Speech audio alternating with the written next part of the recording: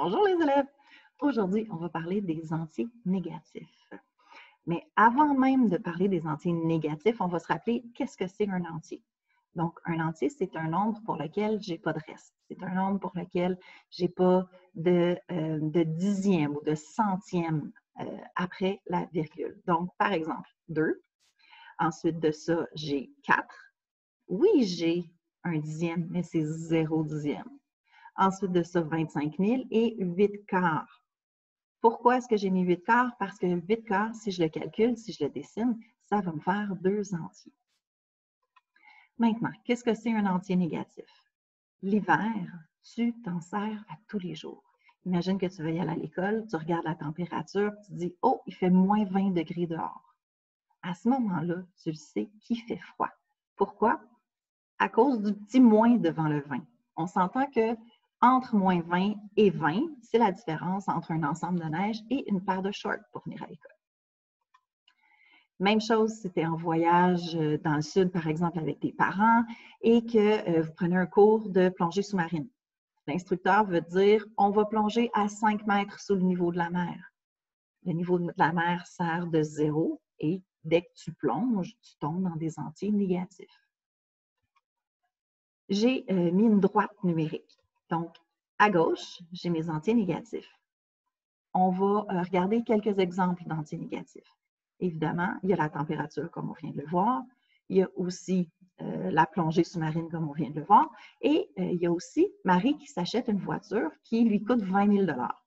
Elle est donc endettée de 20 000 $. Elle doit de l'argent à la banque. Elle doit 20 000 $ à la banque. Elle a donc moins que 0 dans son compte de banque. À droite, j'ai mes entiers positifs et je peux faire l'opposé des premiers exemples. Donc, quand il fait 30 degrés, j'aime ça me baigner. Ensuite de ça, durant un voyage, Julien a grimpé sur une montagne à 500 mètres au-dessus du niveau de la mer, qui était mon 0. Et finalement, pour son anniversaire, Martine a reçu des sous de sa grand-mère, ce qui fait que dans son compte de banque, elle a 400 $, qui est plus que le 0, qui est la base.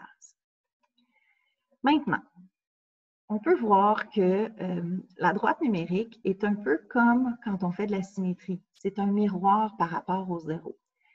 Si je regarde la distance qu'il y a entre le moins 2 et le 0, je peux voir que c'est exactement la même qu'entre le 0 et le 2. Je peux aussi faire des calculs pour savoir quelle distance sépare deux points. Donc, si je vois le moins 2 et le 2, je peux remarquer qu'il y a 4 bonds qui séparent ces deux nombres-là. Maintenant, si je te demandais quelle distance sépare le moins 5 et le 1, pas compliqué. On se place à moins 5 et on calcule le nombre de bonds. Si tu as suivi le petit point, tu es arrivé à 6.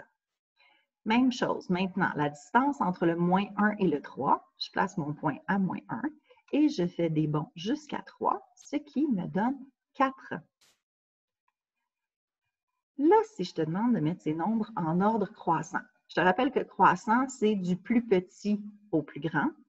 Dans notre cas, on peut s'aider en disant la température la moins chaude, parce qu'on sait que dans les moins, c'est froid, vers la plus chaude, parce qu'on sait que dans les positifs, c'est plus chaud. Qu'est-ce que ça donnerait? Eh bien, ça donnerait ceci. Je commence par moins 4, moins 3, moins 2, 4 et 5. Maintenant, on fait le contraire. Je te demande de les placer en ordre décroissant. Donc, de la plus chaude à la moins chaude température, si on y va avec notre exemple de température. Ça va donc me donner 5, 4, moins 2, moins 3, moins 4. Maintenant, tu es prêt. Je te souhaite une bonne pratique avec les exercices sur les entiers négatifs. Bye bye!